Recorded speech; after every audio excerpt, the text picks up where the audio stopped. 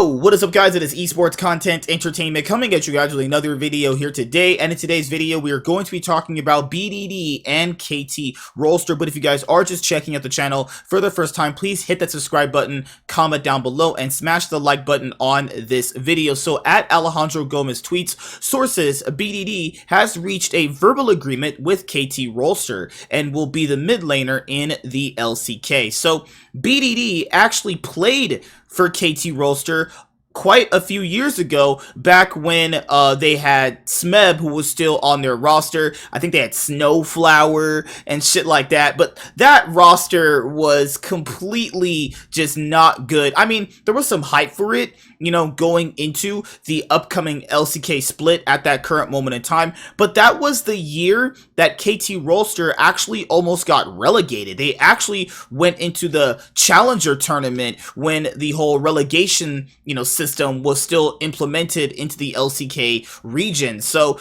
I don't know what it's about players just randomly returning back to orgs that they really didn't do well on. I mean, BDD did not even really play that well on KT Rolster during that year that he played on KT Rolster, and they didn't really do anything in that year. But it's different now. There's different staff, I'd imagine, there, and they're going to be building out a different roster. BDD has been a mid laner in the LCK that has had like the highest of highs, the lowest of lows. I mean, like, he's been to the finals of MSI 2018. He got knocked out of the quarterfinals of the World's 2017 League of Legends Championship playoffs. Remember when like Longju was predicted to like win Worlds, and then they went like 6-0 in their group, and then they got knocked out by Samsung Galaxy, who later on became the Worlds 2017 champion. And then on Gen G, he kind of failed with Gen G. I mean, they didn't really win anything with him, but he was still performing very well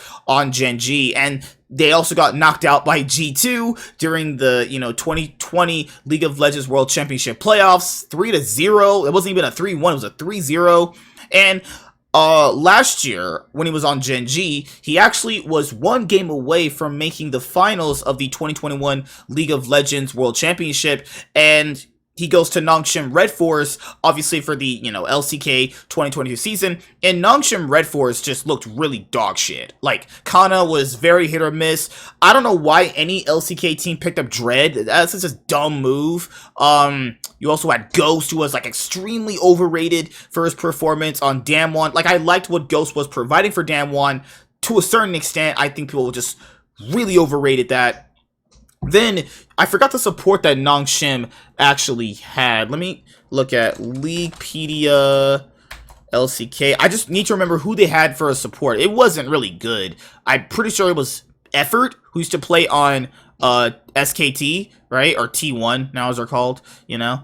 Alright, so who was on Nongshim Red Force? There was also rumors that, you know, these guys were like literally breaking down in scrims, or, you know, feeling like there was too much pressure on them to perform. Yeah, this was a roster. Yeah, Effort was on this roster. Yep, I remember. Yeah, not doing too well. Like, they picked up players with somewhat past success, and it just really didn't work out, honestly. I just thought it was pretty bad. You know, the whole roster was just fucking trash, honestly. Now, coming into this year, I hope BDD does very well. I think he's a good mid laner.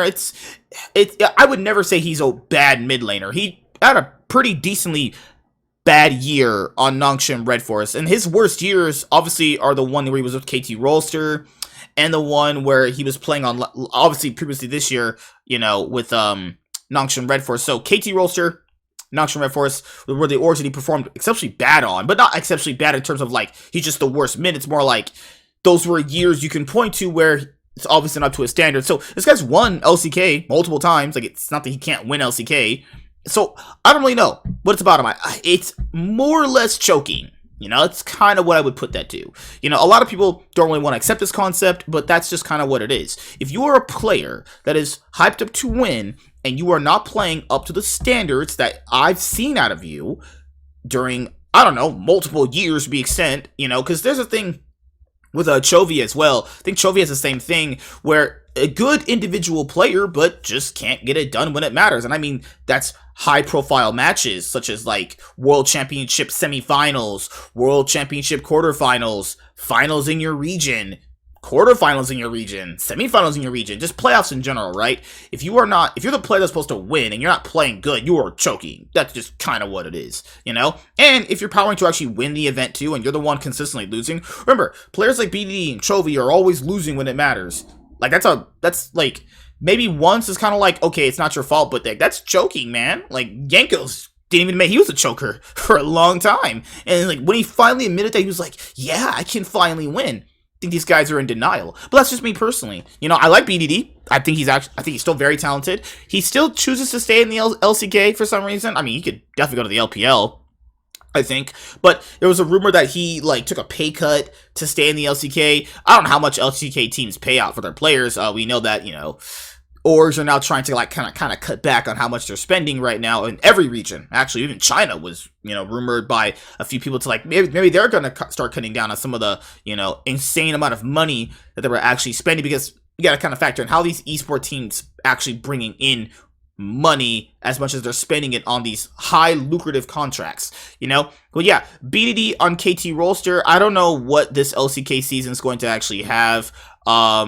Let's go to the 2023 season. I'm pretty sure it's for the LCK, right? Challengers League. Because we have the Kespa Cup coming up soon, right? When's the Kespa Cup? The start date is supposed to be the 1st of January. I wonder where it's going to be broadcasted, because I'll definitely watch. So far, KT Challengers. Oh my goodness. That's the Challengers League? Ah, that's bullshit. I want to watch that. I mean, I'll watch it, but, you know, we'll see where it goes. Let's see, spring season. This is the Challenger season, right? Okay, so, yeah, they don't have the spring split place up here where you can see it. Yeah, so we'll see how it goes. But, yeah, as you guys are watching this video right now, I have literally a few more, 2022 offseason news to report. I have 2 more after this one. I mean, it should be pretty much done unless any other big news comes out. Still want to kind of figure out where's Ruler going. The huge rumor is that he's going to be joining, you know, JDG, and that's going to be really awesome to see. But I'll see you guys later. Like, comment, and subscribe. Most of all, enjoy. I am MSK, and this is Esports Content Entertainment, your one place for esports content. All right, guys, deuces.